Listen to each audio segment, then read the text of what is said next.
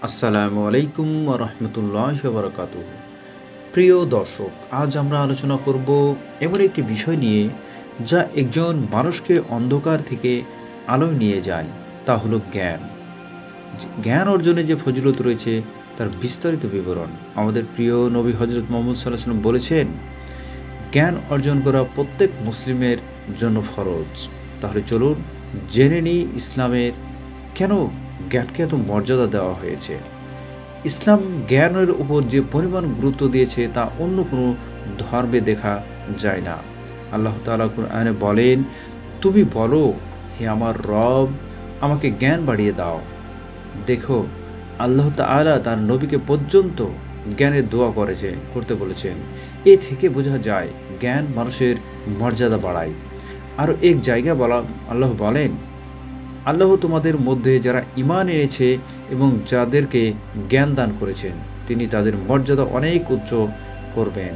সম্মানিত দিনী ভাই ও বোনেরা, তুমি হয়তো ধনী হতে পারো, তুমি হয়তো শক্তিশালী হতে পারো, কিন্তু যদি জ্ঞান না থাকে তবে তুমি সেই আলোকহীন প্রদীপের মতো, যা শুধু ধোঁয়া দেয়, আলো নয়। রাসূল সাল্লাল্লাহু আলাইহি সাল্লাম বলেন, যে ব্যক্তি জ্ঞান অর্জনের পথে বের হয় আল্লাহ তার জন্য জান্নাতের পথ সহজ করে দেয়। যদি আমরা বাস্তব জীবনে ভাবতে যাই, একজন জ্ঞানী মানুষ সমাজকে বদলে দিতে পারে। সে শুধু নিজের উপকার করে না, বরং পুরো জাতির কল্যাণের কাজ করে। যেমন একজন আলেম সমাজে আলো ছড়ান, একজন শিক্ষক প্রজন্ম গড়ে তোলেন, একজন গবেষক মানবতার সেবায় নিয়োজিত থাকেন। তাই সত্যিকার জ্ঞান শুধুই বই নয়, বরং এমন জ্ঞান যা আমাদের আল্লাহর পথে এগিয়ে দেয়। এই জ্ঞানই আসল জ্ঞান।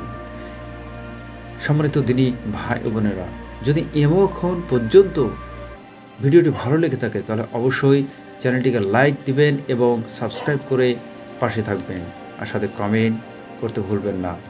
চলুন আমরা শেষ পর্যন্ত যে জানতে পারলাম জ্ঞান এত ফজিলত কেন এবং ইসলাম কেন এত দিয়েছে, প্রাধান্য দিয়েছে। জ্ঞান অর্জন শুধু দুনিয়ার জন্য নয়, বরং আখিরাতের মুক্তির পথও খুলে দেয়। চলো আজই নিয়ত করি, আমরা প্রতিদিন কিছু না কিছু শিখব, আর সেই জ্ঞান দিয়ে সমাজে আলো ছড়াবো।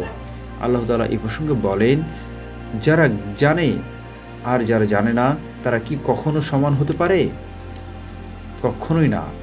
সম্মানিত দিনী ভাই ও বোনেরা, এখানেই আজকের মতো এই ভিডিওটি শেষ করছি। আবারও দেখা হবে অন্য একটি ভিডিওতে এবং কথা হবে আপনাদের সাথে।